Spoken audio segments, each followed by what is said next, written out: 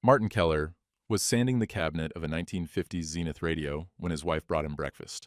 February cold seeped through the garage walls despite the space heater glowing orange in the corner. The table saw sat quiet. AM radio played the farm report, cattle futures down. Special French toast, Diane said, too bright.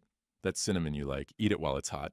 Something felt wrong, not the food, the way she stood there watching. 42 years as an electrician taught a man to trust his gut about wrong current. I'll eat it in a bit, he said. No, now, before it gets cold. He pocketed the plate when she left.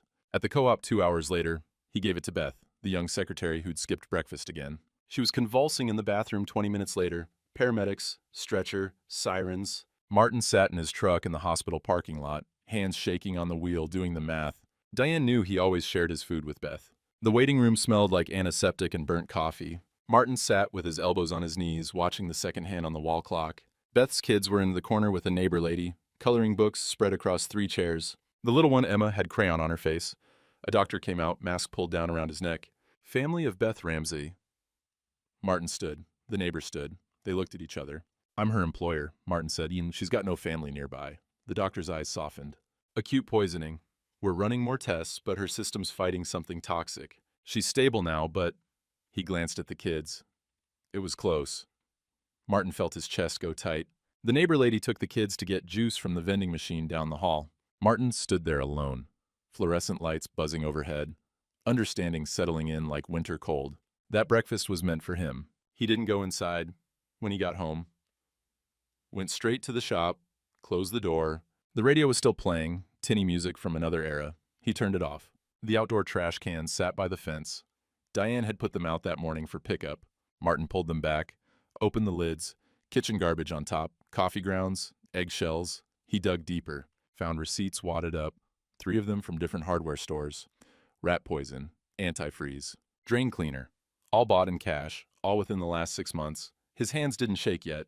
That would come later. Right now his electrician's brain was working the problem. Trace the circuit, find the break. He pulled out the disposable camera from his truck's glove box, the kind you got developed at the drugstore, and photographed each receipt. Put them back exactly where he'd found them, replaced the trash bags, rolled the cans back to the fence. In the shop, he examined the utility sink. Last week, he'd poured out the warm milk Diane brought him for sleeping. Some of the residue was still there, dried to a white-gray film. He touched it. Gritty, wrong texture. From the shed, he grabbed the pool test strips he used for the catfish pond out back before it dried up, ran one along the residue, then dipped it in water. The chemical levels went off the chart. Chlorine, alkaline, things that shouldn't be in milk. Martin sat on his work stool. The space heater ticked. Outside, a cardinal called from the bare oak tree. Normal sounds? Normal day? Except his wife had been trying to kill him, and he didn't know for how long. He heard her car in the driveway around 5. The screen door slammed. That particular squeak he'd been meaning to fix for 10 years. Her footsteps in the kitchen. Martin, you out there? He wiped his hands on his jeans, hid the receipts in the false bottom of his toolbox, old electrician trick. Every tradesman had one, and walked to the house. Diane had her coat off, makeup fresh even though she'd just been at the grocery store. She smiled when he came in. How's poor Beth? Food poisoning, they think. Relief flickered across her face, quick as a bird. Oh, thank goodness, I was so worried. I made pot roast, your favorite.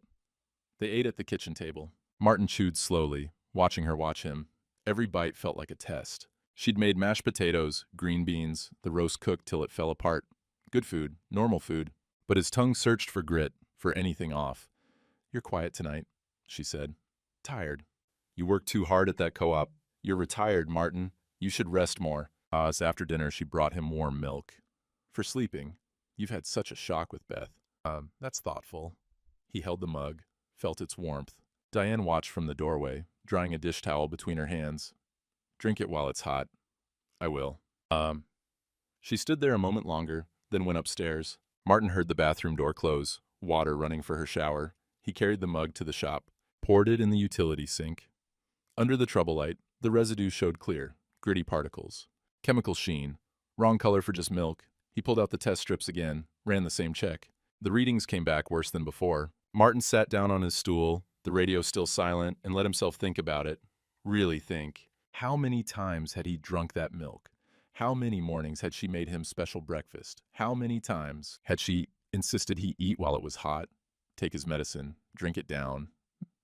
His hands started shaking then. Not age, not tiredness, fear. He touched his own chest, felt his heart beating, and wondered how much damage was already done. Martin stayed in bed the next morning. Not hard to fake. His body felt wrong anyway. Heavy limbs, stomach rolling. How much of that was real poisoning, how much was just knowing he couldn't say? Diane came in around 8, touched his forehead. Her hand felt cool. "You're warm," she said. "I'll get the thermometer." She returned with it, with pills in an old prescription bottle, your blood pressure medicine, and something for the fever. Martin kept his eyes half closed, watching her through his lashes. She shook out 2 pills, white, round. His blood pressure pills were oblong and pink, had been for 15 years. "Open up," and he put them on his tongue, took the water she offered, swallowed with his throat but held the pills in his cheek, the way Kyle used to do as a kid when he didn't want to take his vitamins. "That's good. You rest now." She patted his shoulder and left. He heard her go down the stairs, heels clicking on the hardwood. Then her voice, different, lighter, happy. "He's finally going down, baby." Martin went still. She was on speakerphone in the kitchen. Didn't realize he could hear through the old floor vents. A man's voice answered, smooth, younger than Martin. "About damn time. 2 more weeks, we can do this." 2 more weeks. Jamaica by April. Diane laughed, actual joy in it. The old fool won't know what hit him. "You're sure about the dosage?" "I watched him take it. Both pills. By Friday, he'll be in the hospital. By next week," she paused. "Derek, you're sure the policies will pay out?" "Baby, I wrote them myself. $890,000. We'll be set for life." Martin lay there, pills dissolving bitter on his tongue, listening to his wife plan his death with another man. The bedroom walls seemed closer, the ceiling lower. 43 years he'd been married to her. 20 years since his first wife died, and he'd thought Diane was a gift. Companionship in old age. Someone to share the quiet years. He'd been so goddamn stupid. The next afternoon, he drove to the hospital. Beth was sitting up in bed, pale but alive. An IV drip ran into her left arm. Her hospital gown had little blue flowers on it. "Mr. Martin," her voice came out scratchy. "They said you visited before, when it was bad. How you feeling?" "Like I got kicked by a horse." She tried to smile. "Doctor said it was arsenic. Arsenic poisoning, like in old movies." A social worker appeared in the doorway, clipboard in hand. Middle-aged woman with tired eyes. "Mr. Keller, I need to speak with you. The police want a statement from whoever provided Ms. Ramsey's last meal." Martin felt the trap close. If he told them he'd given Beth the breakfast, he became either the victim or the suspect, depended on who they believed. And he was an old man making wild claims about his church-going wife. Beth was a struggling single mother who'd eaten poisoned food. Who would they believe? "I'll come down to the station," he said. Beth grabbed his wrist, her grip weak. "Mr. Martin, I can't lose my job. My kids, the daycare costs. I can't afford to miss work for police statements, and your job's safe. I promise you that." But her eyes were scared. She wouldn't testify. She couldn't.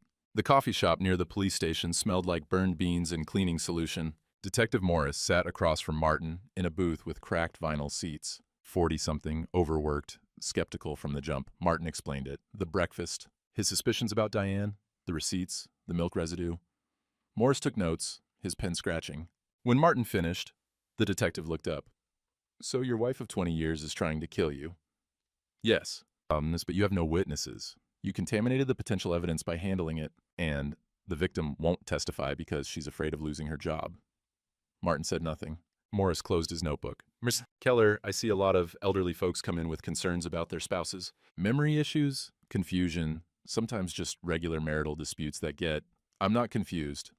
I didn't say you were." Morris's voice went gentle, which was worse than skepticism. "But these receipts could be for legitimate household use. The milk residue could be, hell, could be anything. Without proper chain of custody, without witnesses, without the victim's cooperation, so you won't help. I'll look into it, I promise you that. But Mr. Keller, I need you to be realistic about what we can prosecute." Martin stood, his knees cracked. Through the coffee shop window, he could see his truck in the parking lot. 1998 Ford F-150, older than most marriages, reliable because he maintained it. He caught his reflection in the glass, gaunt face, gray hair thin on top. Just an old man who might be losing his mind. His phone rang as he reached the truck. Sal's name on the caller ID. Finally, somebody who'd believe him. The county records office sat in the basement of the courthouse, fluorescent lights humming over rows of filing cabinets. Sal Novak looked up when Martin came down the stairs, his face tight with worry. "Boss." Sal still called him that, 30 years after his apprenticeship. "You look like hell." "Feel worse." Sal glanced at the door, then pulled Martin into the back room where the copy machine sat. He spread printouts across the desk, his dyslexic brain having worked through the numbers in the way only Sal could, slow and methodical, and absolutely certain when he found something wrong. Routine audit flagged your name. 4 life insurance policies, total payout $890,000. Martin felt the room tilt slightly. Sal pointed at the signatures on 3 of the applications. These aren't your handwriting. Look at the slant. Yours goes left, always has, from the way you hold a pen. These go right. And the pressure's wrong. Somebody practiced your signature, but didn't get the angle.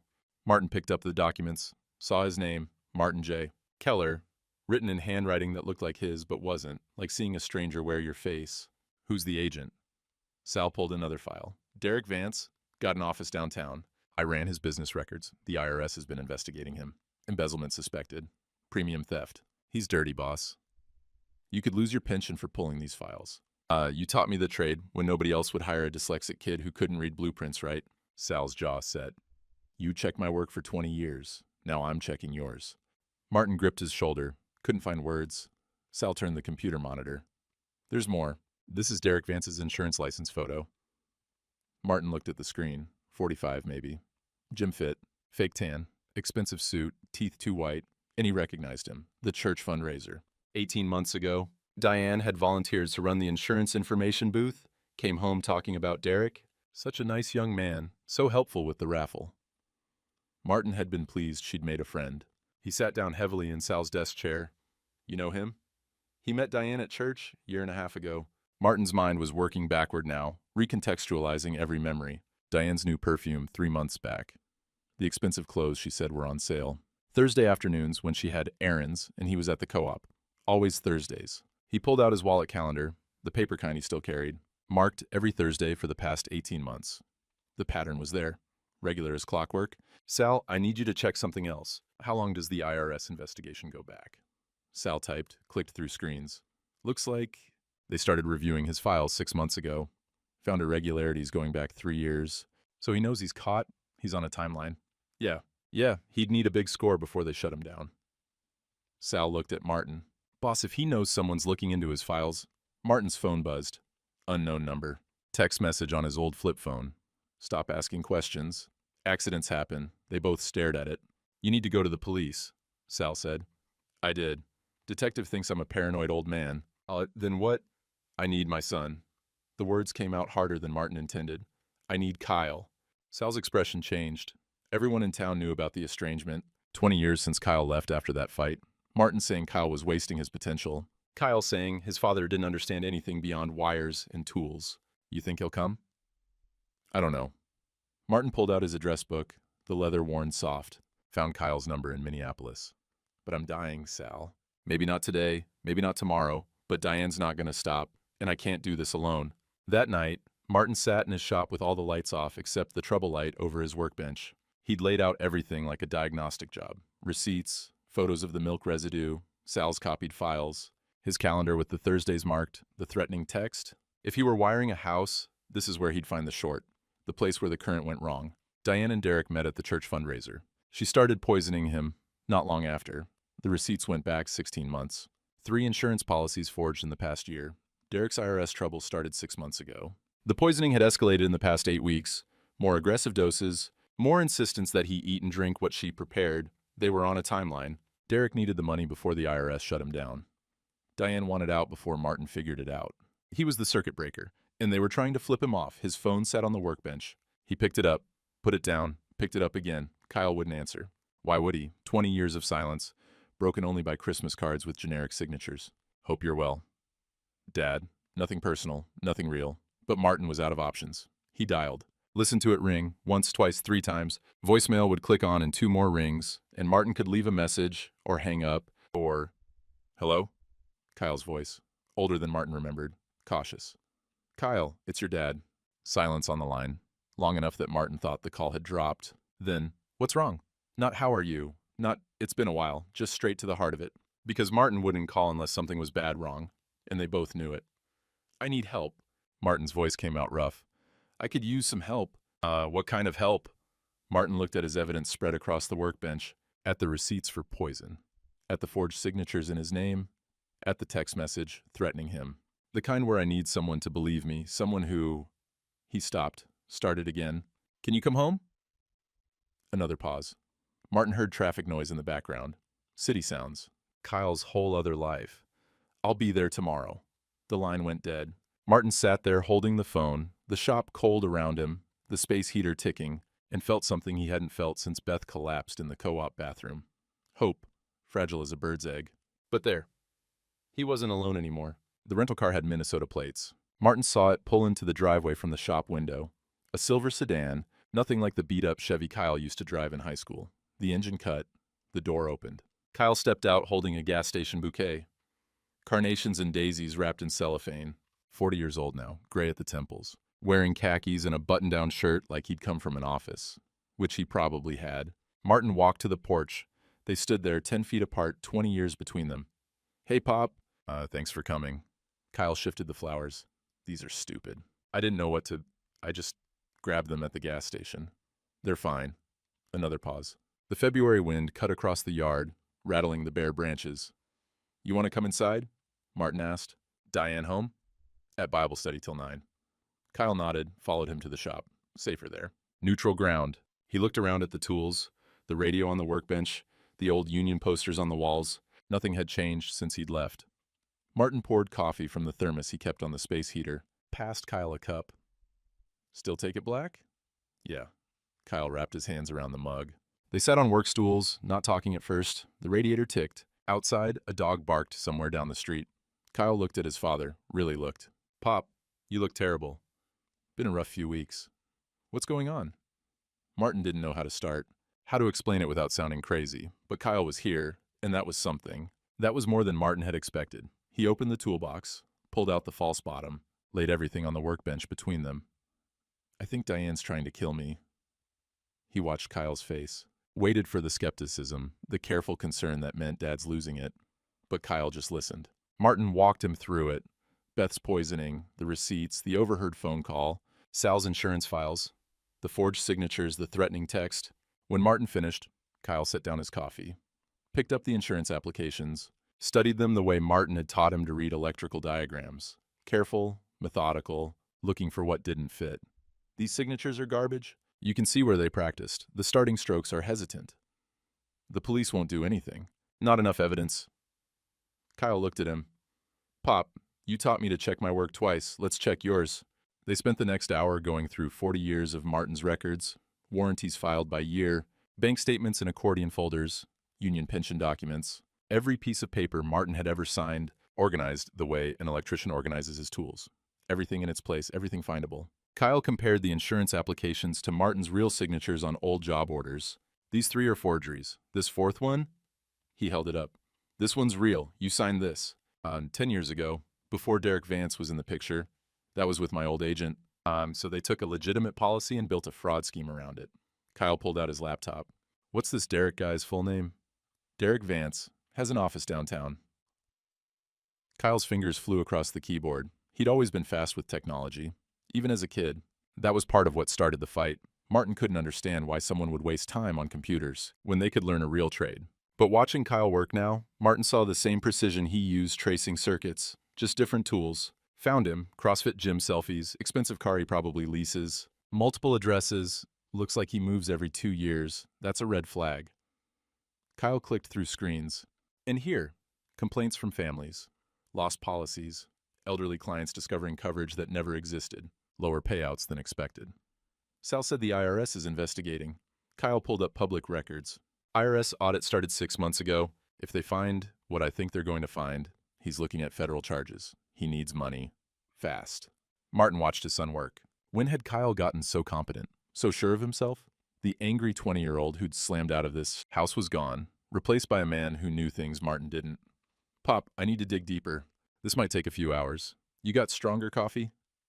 In the house. But Diane, I'll be quiet. Kyle headed for this back door. Martin grabbed his arm. Why'd you come? Really? Kyle stopped. Looked at his father. Because you asked. Because in 40 years you've never asked me for anything. His voice cracked slightly. And because I've been a lousy son for 20 years, and I thought maybe this was my chance to. He didn't finish. Didn't need to. I'm glad you're here, Martin said. Kyle nodded, swallowed hard, and went inside. Martin sat alone in the shop, listening to his son move around the kitchen above him. The old floorboards creaked, the refrigerator hummed, normal house sounds. But nothing about this was normal anymore. Kyle found it around 3 in the morning. Martin had dozed off in his recliner, the TV playing low. He woke to Kyle shaking his shoulder, laptop open, face pale in the blue screen light. "Pop! You need to see this." Martin sat up, joints creaking. Kyle turned the laptop. A spreadsheet filled the screen. 6 names, 6 counties, dollar amounts next to each, timelines, risk assessments. Derek's got terrible password security. Jamaica 2024, that's it. And he kept everything in a cloud folder labeled projects. Kyle scrolled down. "These are targets, Pop. 6 elderly men, 3 counties, all with policies through his agency." Martin leaned closer, saw his own name listed. MK. Riverside. 890K. Phase 3. Low risk. Isolated. Trusting. No family contact. The last part hit him like a fist. No family contact. That's what had made him vulnerable. That's what had almost gotten him killed. 2 of these men are already dead, Kyle said quietly. Natural causes, according to their death certificates. But now, he pulled up obituaries. Russell Harding, 71, died 8 months ago, heart attack. Had 3 insurance policies through Vance's agency, total $650,000. Family didn't know about 2 of them. And the other, Leonard Walsh, 68, single car accident 4 months back, $780,000 in policies. Widow got a payout, but when she tried to access the full amount, she found out one policy never existed. Vance had been pocketing her husband's premiums for 2 years. Martin felt sick. He's done this before. He's doing it right now. Look, Kyle pointed at another name. James Kowalski, 73, currently in a nursing home, coma, brain hemorrhage 3 weeks ago. Wife thinks it was a stroke, but Mrs. Kowalski across the street, that's her husband. They stared at each other. "He's killing them," Kyle said. "Derek's killing all of them. And Diane..." He stopped. "Diane picked the wrong partner. He's using her same as he's using everyone else." Martin stood, paced to the window. Dawn was still hours away. The street was dark except for one porch light 3 houses down. "We take this to the police. Show them the spreadsheet, they'll have to..." "I obtained it illegally." Weak password isn't a legal excuse for hacking. Any lawyer would get it thrown out. Kyle rubbed his face. "And even if they believed us, building a prosecutable case takes time. How long do you have?" Martin didn't answer, didn't know. The police station smelled like industrial cleaner and old coffee. Detective Morris looked at Kyle's organized presentation, printed spreadsheets, cross-referenced death certificates, insurance payout records, Martin's forged signatures. He looked. He listened. He even made phone calls. Then he closed the folder. "I believe something's happening here." "I do. But Mr. Keller, he nodded at Kyle. "These copies from the county records office are inadmissible. Mr. Novak could face charges for removing them. The spreadsheet was obtained without a warrant. The death certificates show natural causes. Reopening those cases requires cause and a hacked spreadsheet, isn't it? The milk residue, the antifreeze, all of it. You've contaminated the chain of custody by handling it." So we do nothing?" Kyle's voice went hard. "I didn't say that. I'll request a welfare check on Mr. Kowalski. I'll contact the IRS about expediting their investigation. I'll interview Ms. Ramsey again, see if she's willing to make a statement." "She won't," Martin said. "She's terrified. Single mother, 2 kids, can't afford to lose work for depositions and court dates." Morris spread his hands. "Then I'm sorry. I genuinely am. But I need evidence a prosecutor can use. Right now, what you've got is concerning, but not actionable." Outside, in the parking lot, Kyle kicked his rental car tire. "Unbelievable. We handed them everything, and they need to follow the law," Martin said. "Can't fault them for that. So what do we do?" Martin didn't have an answer. Sunday service, Martin sat in the back pew. Diane was up front with the ladies' auxiliary, tissue dabbing her eyes. Pastor Jim had pulled him aside before the service. "Martin, can we talk? In my office?" The office smelled like lemon furniture polish and old hymnals. Pastor Jim closed the door, his face gentle with concern. "Diane's worried about you. She says you've been making accusations. Confusion, memory lapses. She's talked to me about maybe finding you some help. I'm not confused. I know aging is difficult. My own father went through something similar. I'm not confused, and I'm not senile." Martin stood. "Someone's trying to kill me, and my own church won't believe me." Pastor Jim's face showed pity. Worse than skepticism, pity. Martin walked out. In the parking lot, Mrs. Henderson and 3 other church ladies stood with Diane, comforting her. They saw Martin, and their expressions went cold, protective of poor Diane, whose husband was losing his mind. He got in his truck and drove home alone. That night, Diane brought his medicine 3 times. Morning pills, afternoon pills, bedtime pills. Martin had been faking swallowing them, tucking them in his cheeks, spitting them out later. But she was watching closer now, suspicious. "Open your mouth," she said after the afternoon dose. "Let me see." He opened. She peered in, checking under his tongue. "Good. You need to take your medicine, Martin." The doctor said so. The doctor hadn't said anything. Martin didn't have a doctor's appointment in months. At dinner, she served his favorite: fried chicken, mashed potatoes. He ate slowly, watching her watch him. "Aren't you hungry?" "Just tired." "You should eat. Keep your strength up." He took another bite. His stomach lurched, not from poison, from fear. Every meal was a test now, every drink, every pill. That night, she brought warm milk again. Stood in the doorway until he drank half of it. He couldn't pretend anymore, couldn't palm it, couldn't fake it. He swallowed it, felt it burn down his throat. After she left, he stumbled to the shop, made it to the utility sink before his stomach emptied. He vomited until there was nothing left, then sat on the cold concrete floor, shaking, tasting bile and chemicals. Kyle found him there an hour later. "Jesus, Pop, you can't keep doing this." "Few more days. We need more evidence." You won't last a few more days." Kyle helped him up. "Look at you. You're gray. Your hands are shaking. I'm dying." Martin said it plainly. Fact, not drama. "She's winning. And if we don't do something soon, she's going to finish what she started." They went to the shop.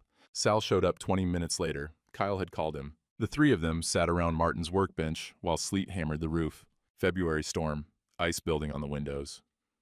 "Morris won't help without more evidence," Kyle said. "Beth won't testify. The community thinks Pop's senile. We're out of options." Sal looked at Martin. "Boss, you need to leave. Pack a bag, stay with me, get out of this house." "It's my house. I'm not running." "And then what?" Kyle's voice broke. "We just watch you die, because that's what's happening. Every day you stay here, every meal she gives you, every pill." Martin's hands were shaking badly now. Not age, not cold, real poisoning building in his system. He could feel it in his bones, his gut, his breath. "We force her hand," he said quietly. They both looked at him. "We make her think she's winning, make her think I'm finally going down." Martin met Kyle's eyes. "I play dead, and when she shows up to finish it, we record everything." That's it," Sal started. "Dangerous," Kyle finished. "That's insane." It's a sting operation," Martin said. Morris can't ignore a recorded confession. Outside, the sleet turned to freezing rain. The shop windows rattled. Kyle and Sal looked at each other, then back at Martin. "You're talking about making yourself bait," Kyle said. "I'm already bait. This way we control the trap." Kyle spent the next morning organizing Martin's evidence into a prosecutable case. Not hacked spreadsheets and illegal copies. Clean data, public records, cross-reference patterns that even a skeptical detective couldn't dismiss. They met Morris at a diner outside town. Tuesday morning, early enough that the breakfast crowd hadn't arrived. Just the waitress refilling coffee and the cook scraping the griddle. Kyle opened his laptop. "Derek Vance has been under IRS investigation for 6 months, public record." He turned the screen. Here's what they found: premium theft, fraudulent policies, embezzlement from elderly clients across 3 counties. Morris leaned forward. "These are obituaries." Kyle pulled up articles. 2 men, both with policies through Vance's agency, both dead within the past year, natural causes, officially. But their families discovered policies they didn't know about. Large payouts that went, he clicked to bank records, to accounts Vance controlled before being distributed to beneficiaries. How'd you get bank records?" "Freedom of Information Act requests. Cross-referenced with probate court filings. It's all legal." Kyle pulled up another file. Here's the pattern. Elderly men, isolated, modest pensions. Vance targets them, forges additional policies, and when they die, he skims the payouts before anyone notices. Morris was taking notes now, his skepticism cracking. "My father's not paranoid. He's not confused. He's Derek Vance's next target." Kyle showed him the forged signatures. "These 3 policies are fraudulent. Compare them to my father's real signature. The slant's wrong, the pressure's wrong. Vance has done this before." Martin sat quietly, letting his son handle it, watching this man, he barely knew anymore, argue for his life, with the precision Martin had once used tracing electrical problems. Morris called his supervisor, put them on speaker. The supervisor called the district attorney. By the time the coffee went cold, they had a plan. "We wire your house," Morris said. Set up a sting. You stage a medical emergency, call your wife, see what she does. If she incriminates herself on tape, if Vance shows up with her, we have probable cause for arrest, warrants to search his office. What if they suspect? Martin asked. Then they lawyer up and we've got nothing. Morris looked at him hard. This is risky, Mr. Keller. If they figure out you're faking, if Diane escalates instead of waiting, I'm dead anyway if we do nothing. Morris nodded slowly. I'll need a cooperating witness, someone who can testify to the poisoning attempt. Without that, even a recorded confession might not stick. Good lawyers could argue it's just a marital dispute, or confusion, or Beth Ramsey, Martin said. The woman who was poisoned, she has the hospital records, toxicology report showing arsenic. Will she testify? I don't know yet. Beth lived in a duplex on the east side of town, near the elementary school. Toys littered the small front yard, a plastic slide, a tricycle lying on its side. Martin knocked on the door around noon. Kyle waited in the truck. Beth answered, her daughter Emma peeking around her legs. Mr. Martin? Can I talk to you a minute? She invited him in. The apartment was small, but clean. Kids' drawings covered the refrigerator. A stack of accounting textbooks sat on the coffee table. Night school, Martin remembered. Emma brought him a crayon drawing, stick figures with a toolbox. That's you, she said, pointing. That's real good, sweetheart. Beth sent the kids to play in the bedroom. She sat across from Martin, hands folded in her lap, nervous. The police came by again, she said, asking about that breakfast, about who gave it to me. I know. Martin pulled an envelope from his jacket. This is for the wages you missed, hospital time, recovery. It's for me personally, not the co-op. Martin, I can't. Yes, you can. You nearly died because of my situation. That's on me. It's not your fault someone tried to poison you. No, but I gave you the food. I put you in danger. He set the envelope on the coffee table. Beth, I need your help. I need you to testify about what happened. Show them your hospital records. Tell them about the breakfast. Her face went pale. Martin, I can't lose my job. If I have to take time off for court, for depositions, the daycare costs alone. The co-op board already voted. You're promoted to manager. Happened last week, before any of this. Your job's safe. And my son Kyle, he's offered to pay for your night classes? The accounting degree you're working on, full tuition. Beth's eyes filled. Why would you do that? Because somebody was nice to me once when I needed it. That's how it's supposed to work. Martin leaned forward. I won't lie to you. This is dangerous. The people who did this might come after you. But right now, you're the only person who can prove the poisoning happened. Your hospital report, your testimony. Without you, they might get away with it. Emma appeared in the doorway, holding another drawing. This one showed two stick figures, one big, one small. Mommy and me, she announced. Beth looked at her daughter, at Martin, at the envelope on the table. If I testify, will you be safe? That's the plan. Promise me. Promise me you'll be okay. And Martin couldn't make that promise. But he said, I'll do everything I can to make sure the truth comes out. Beth picked up the envelope, opened it. Her hands shook when she saw how much was inside, enough to cover 3 months of childcare. Okay, she whispered. I'll testify. That night, Kyle moved into the guest room. To help you out while you're sick, he told Diane at dinner. Martin played weak, pushing food around his plate. That's thoughtful, Diane said. But her eyes were calculating. Kyle's presence complicated things. After she went upstairs, Kyle and Martin sat in the shop. The space heater glowed. Outside, March wind rattled the windows. Spring was trying to come, but winter wasn't done yet. I've been thinking about what you said, Kyle started. That fight we had, when I left. Kyle, you don't have to. Yeah, I do. Kyle stared at his hands. I was 20, arrogant. Thought working with computers made me better than working with tools. Thought your life was small and I deserved bigger. You did deserve bigger. Different doesn't mean better or worse. Just different. But I acted like you were stupid for staying here, for doing honest work, for being, his voice cracked, for being exactly who you are, a good man who keeps his word and takes care of people. Martin's throat went tight. I'm sorry, Pop. I'm sorry I left. I'm sorry I stayed gone. I'm sorry it took you almost dying to get me to come home. You're here now. That's what matters. Kyle wiped his eyes. I'm not going back to Minneapolis. I already called my boss, gave my notice. I'm moving back here. Found a job in Green Bay. Starts next month. I'm coming home. Martin gripped his son's shoulder. Couldn't find words. 20 years of distance. Closing in one conversation in a cold garage in March. I'm glad. He finally managed. They sat in comfortable silence. Then Kyle said, Thursday. Morris wants to do the sting Thursday morning. His team needs 2 days to wire the house while Diane's at work. Thursday, Martin repeated. 3 days. 3 more days of pretending to swallow pills. 3 more days of Diane watching him decline.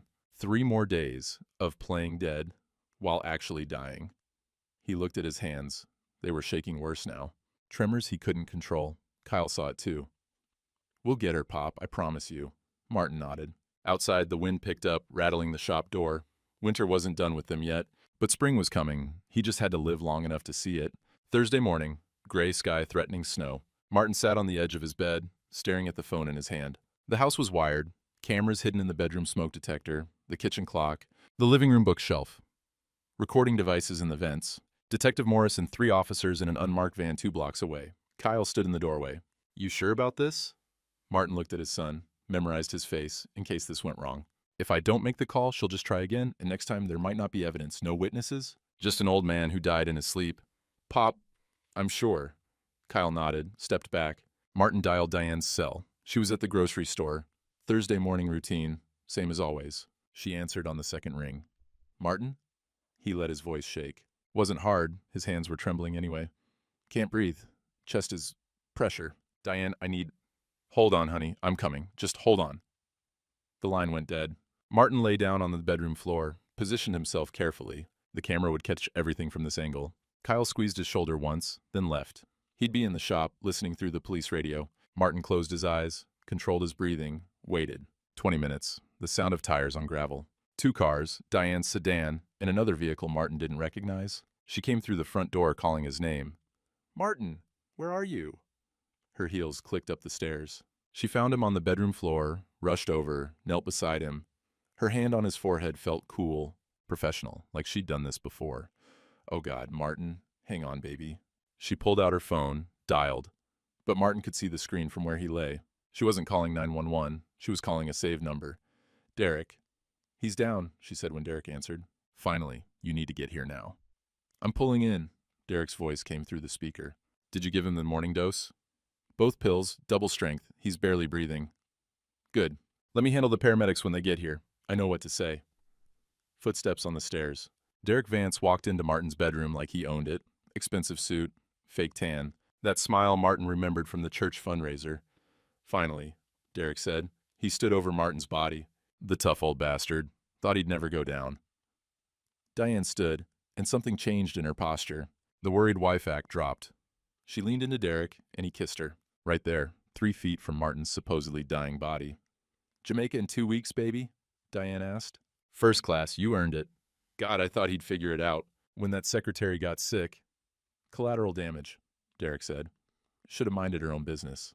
Martin lay there, recording it all, feeling cold rage settle in his chest. Beth nearly died, and they called it collateral damage.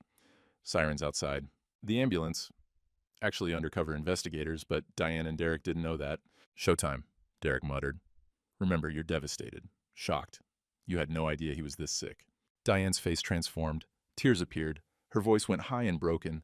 "Oh God, please hurry. My husband—" The EMTs came up the stairs. Morris's people, wearing proper uniforms. They checked Martin's vitals, asked questions. Diane performed beautifully. Derek played the concerned family friend. One EMT spoke into his radio. "Detective, you better get in here." Morris appeared in the doorway, badge out. Behind him, 3 uniformed officers. "Mrs. Keller, Mr. Vance, I need you to stay where you are." Diane's face went confused. Perfectly acted. "What? Why? My husband needs—" "Your husband is fine." Morris nodded at Martin. "Mr. Keller, you can get up now." Martin opened his eyes, sat up. The look on Diane's face was worth every moment of fear he'd lived through the past 3 weeks. You were faking?" Her voice came out strangled. "We've been recording everything," Morris said. "Kitchen conversation about dosages. Text messages we found on both your phones. And we've got a search warrant for Mr. Vance's office." Derek bolted. Made it to the stairs, before 2 officers grabbed him. They took him down hard, cuffed him on the landing. He started talking immediately, desperate. "It was her idea. She came to me. I just wrote the policies. She's the one who poisoned him." "Shut up," Diane hissed. Then, turning to Morris, switching back to the wounded wife act, "He's confused. He's been having memory problems. I think he's making this up because he's scared of—" "We have your texts," Morris said. "We have the antifreeze bottles you hid in the garage, the rat poison in your vanity. We have your handwriting on the dosage schedule. And we have this. He held up a recording device. Everything you just said, on tape. Diane's performance cracked. She looked at Martin, standing there with Kyle's hand on his shoulder, alive and aware. You were always too careful, she said, voice gone cold. All pretense gone. Too goddamn careful. I should have just shot you. Diane Keller, you're under arrest for attempted murder, conspiracy to commit murder, insurance fraud.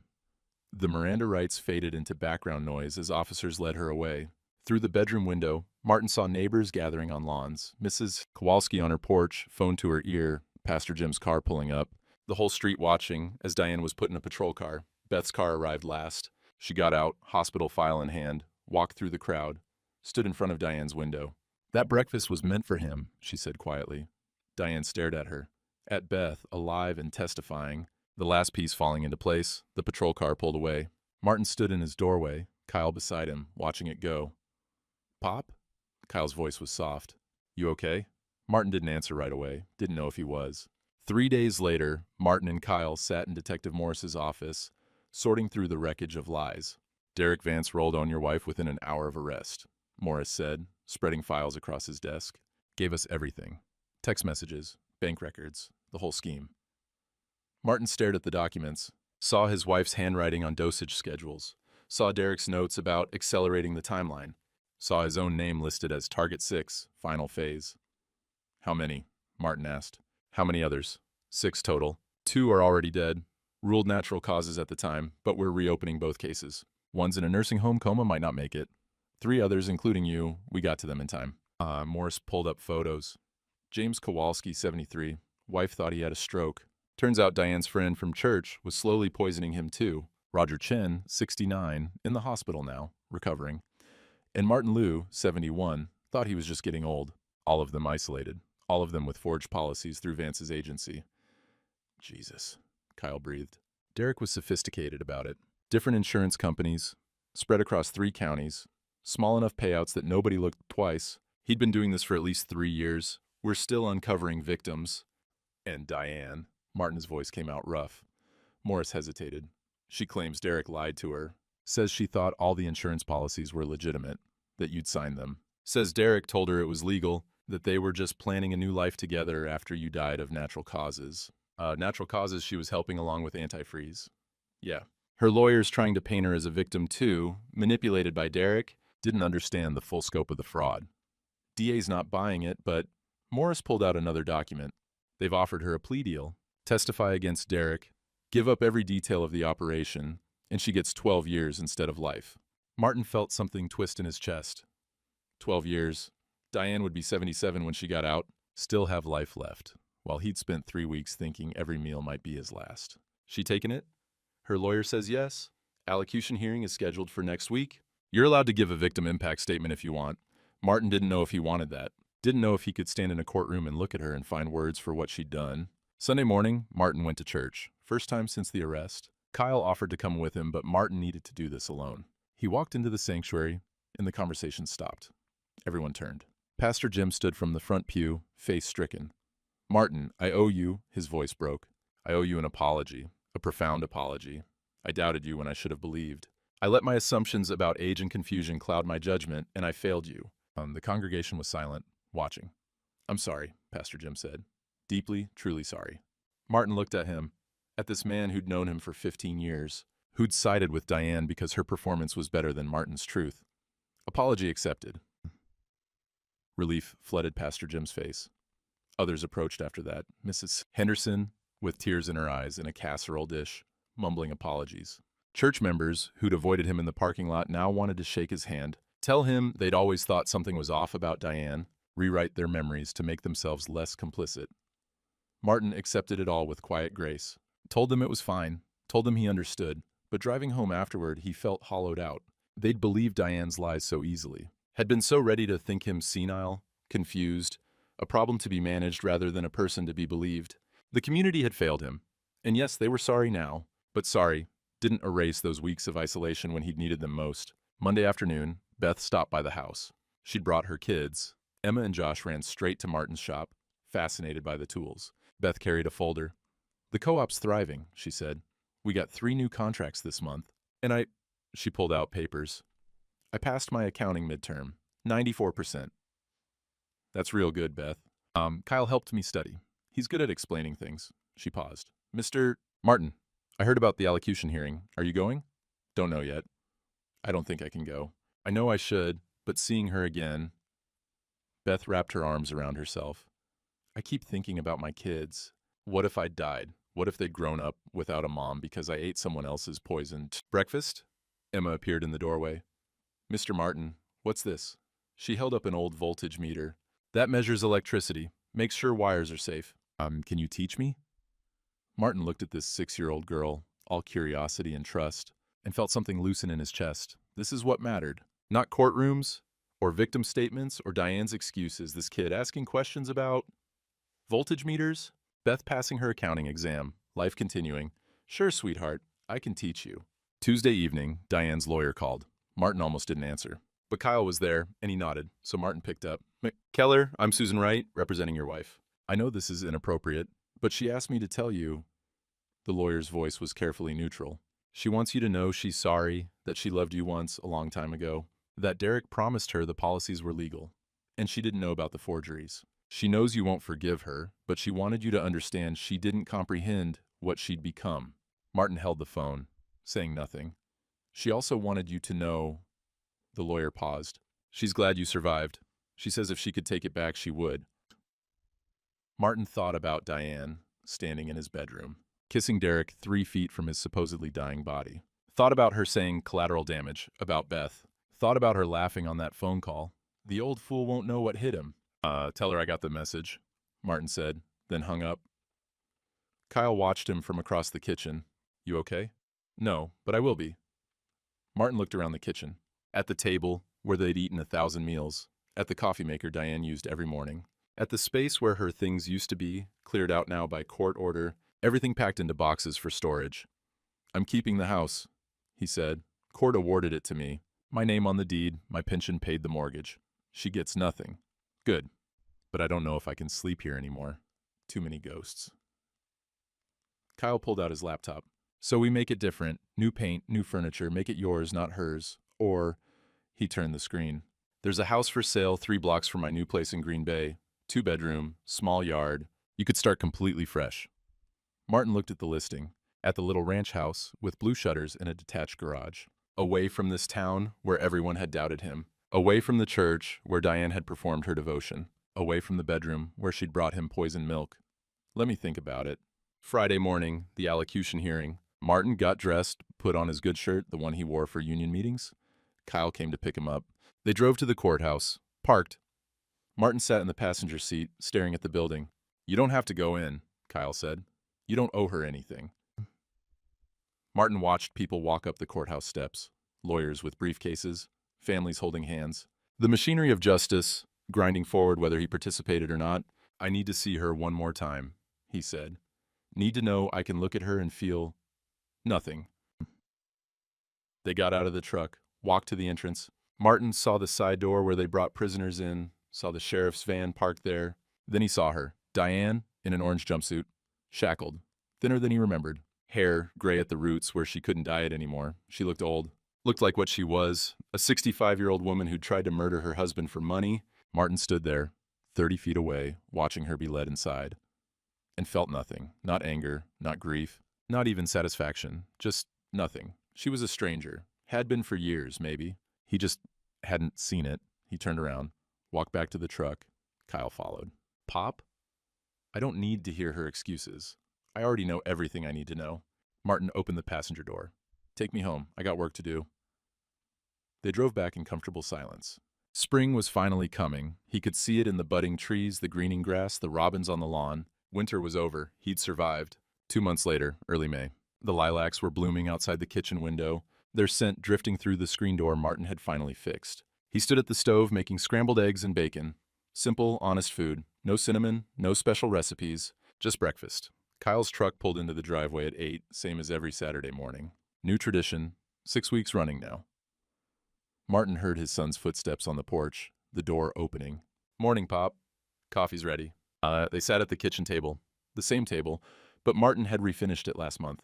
Sanded away the old varnish, applied new stain. made it his. The radio played low from the counter. Not AM farm reports anymore.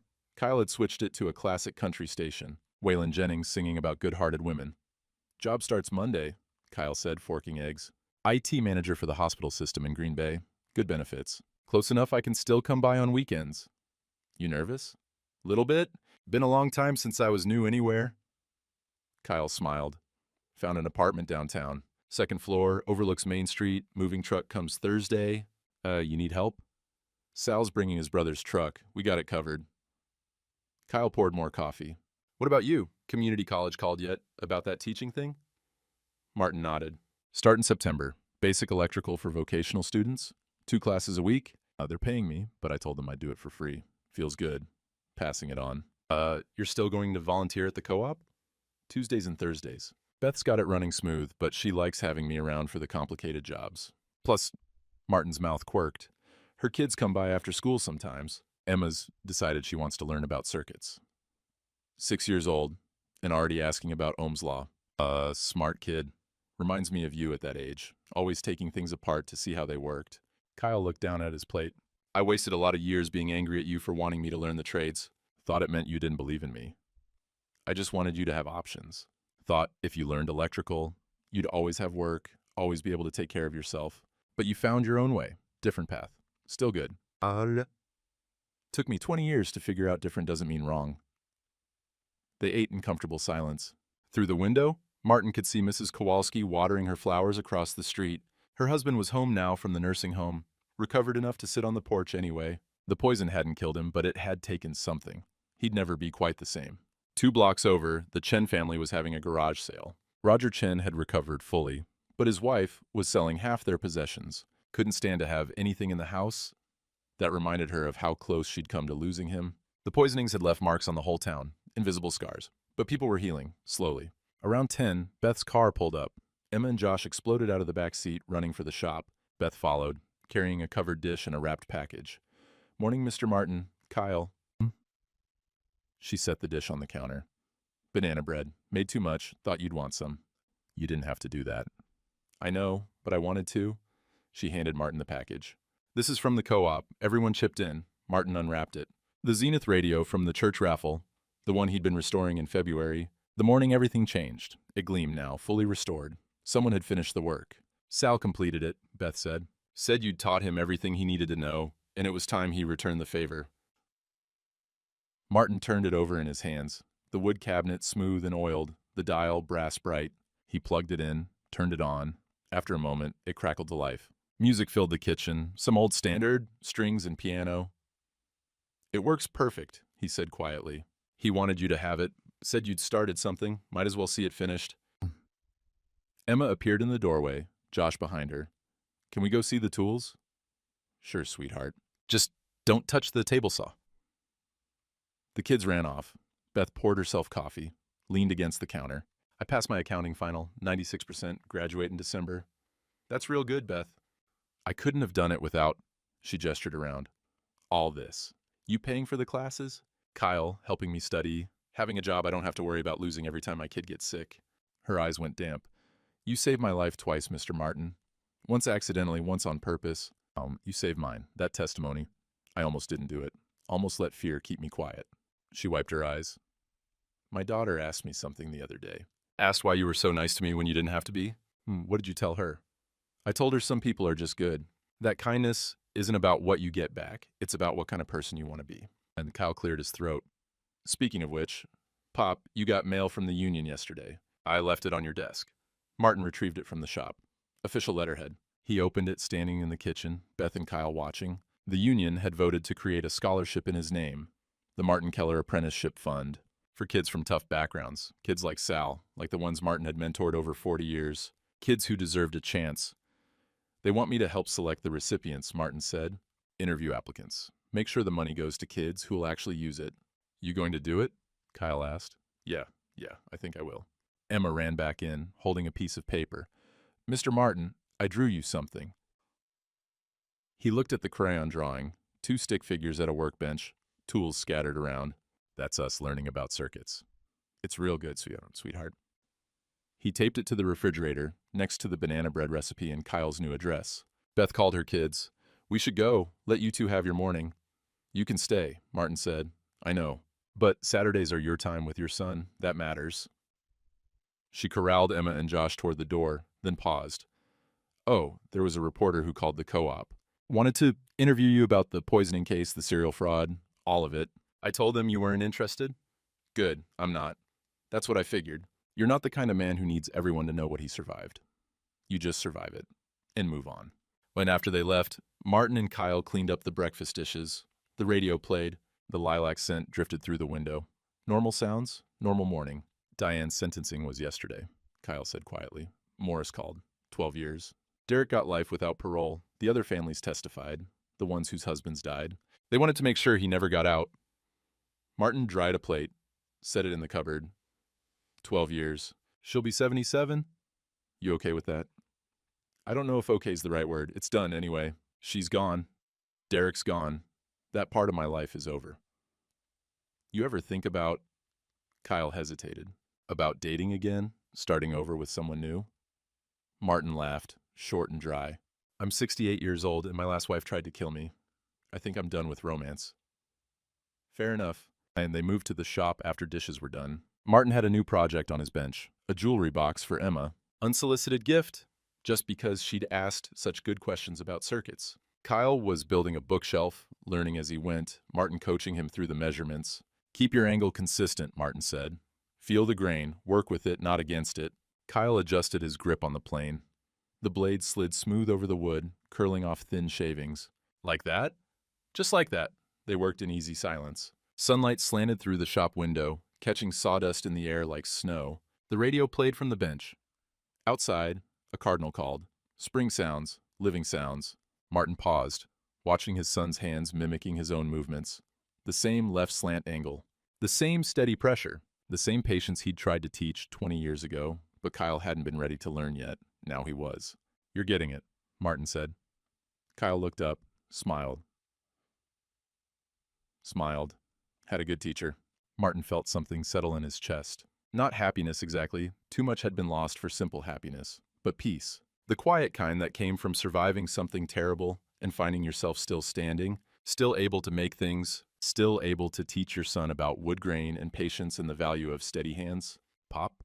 Kyle's voice pulled him back. You good? Martin nodded, set his hand on his son's shoulder for just a moment. Yes, son, I'm good. They returned to work. The afternoon stretched ahead, plain on wood, rhythmic and meditative. The shop door opened to May warmth. Lilacs blooming, radio playing, life continuing. Martin Keller, 68 years old, survivor of betrayal and poison, teacher of circuits and dignity, stood at his workbench and made something new. Not restoration this time, not fixing what was broken. Something new entirely. Some things you can fix, some things you can't. Martin learned that over 42 years as an electrician. Learned it again these past few months in harder ways. You can rewire a house, trace every circuit, make sure the current flows clean and true, but you can't rewire a person's heart. Can't trace the moment when love turns to greed, when partnership calcifies into betrayal. Diane was gone. 12 years in prison, and Martin would be 80 by the time she got out. If he lived that long. If she lived that long.